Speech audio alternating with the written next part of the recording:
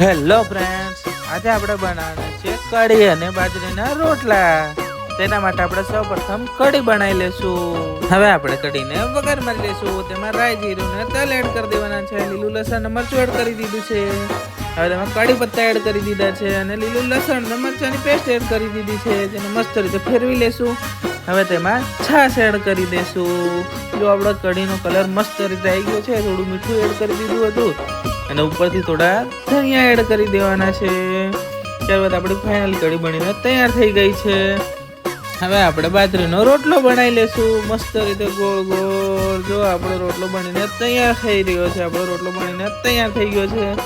હવે તેમાં મસ્ત રીતે કાપીને આપણે ઘી એડ કરી દીધું છે ને આપણે ડિશ તૈયાર થઈ રહી છે. જો આપણી ડિશ ફાઇનલી તૈયાર થઈ ગઈ છે. Thank you so much friends. ખાવું હોય તો તમે પણ આવી જાઓ. બહુ મસ્ત બન્યું છે આજે તો.